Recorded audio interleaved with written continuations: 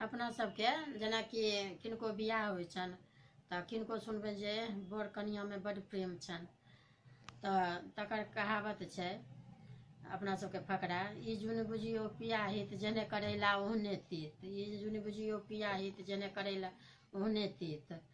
तऽ ई अपना सबके कहल जाइ छै।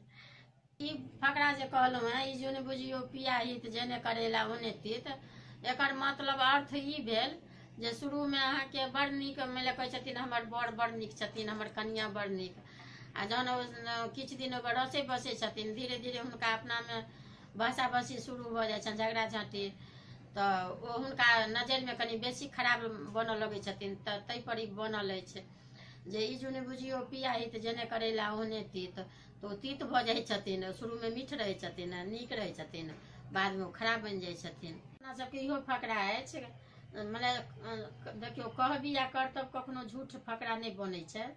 आब जेना हम अहाँ मतलब भोर से किचन में 12-1 बजे 2 बजे तक लागल छी, मेहनत कऽ कऽ सबटा बना रहल छी, आ सामने वाला दोसर गेलखिन अपन ई नहीं सोचै छथिन जे हम भंसियो ला रहतन नहीं रहतन, अपन जे मोन होइ छनि से अपन परसि कऽ खा लै छथिन। तऽ तकर कहावत ई अछि जे कुटनी पिसनी के 1 बखरा, बैसल बिलाई के 3 बखरा। तऽ ई अपन 2-3 बेर हुनका मने सुना सकै छी जे कुटनी पिसनी के 1 बखरा, बैसल बिलाई के 3 बखरा।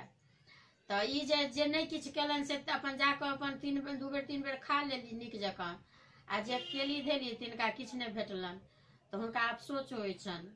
तऽ ई बहुत लोकके अपना सबमे अछि।